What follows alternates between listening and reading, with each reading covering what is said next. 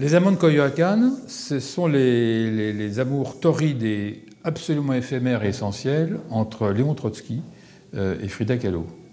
Alors l'idée, c'était de montrer que Trotsky, arrivant au Mexique en 1937, donc après ce long périple, ce long exil, n'est pas du tout un vieillard chenu maladif, mais c'est un fort gaillard qui a 58 ans, qui mesure pratiquement 1,80 m. C'est un fort bel homme et qui passe son temps à faire du cheval. Donc c'est pas du tout le petit être maladif. Voilà, ça c'était la première chose. Ça m'intéressait de montrer Trotsky sous un nouveau jour. Frida Kahlo, qui est une joueuse, a très envie de faire venir dans ses filets, de prendre dans ses filets Trotsky. Donc au départ c'est un jeu, après ce n'est plus un jeu. Mais elle a envie de le prendre dans ce filet. Pourquoi ?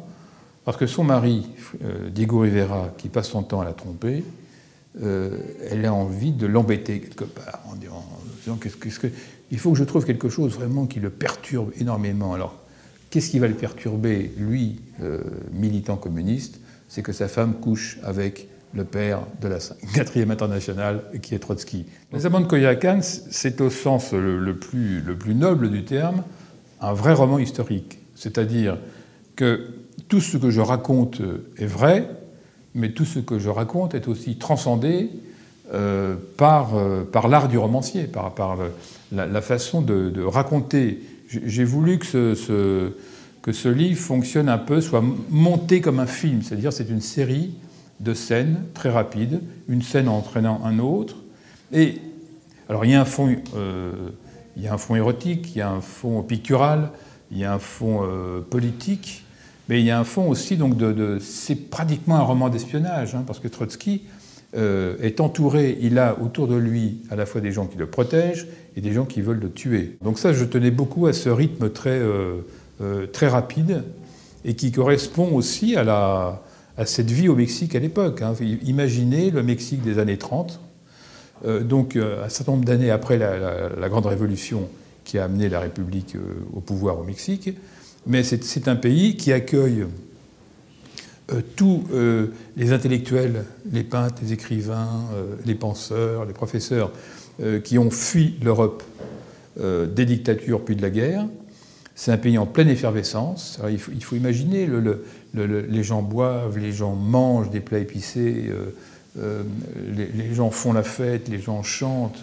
Il y a une luxuriance comment dire, du paysage. Hein, il y a tout le fond aussi aztèque, indien. Donc il y a tout ça dans le livre. Et je crois que le choc de Trotsky quand il arrive au Mexique, c'est ça aussi. Il n'a jamais, enfin lui et sa femme, n'ont jamais vécu une chose pareille. C'est-à-dire un pays qui est aussi luxuriant. Quand ils arrivent dans la maison de la Casa Azul, Trotsky d'ailleurs l'écrit dans sa correspondance, ainsi que sa femme, ils ont l'impression d'arriver au paradis terrestre. Mais ça, c'est une de mes théories d'écriture. Mais je crois qu'elle est juste, à savoir que la vie est essentielle à la création. C'est-à-dire que vous transformez de toute façon tout ce que vous vivez en création.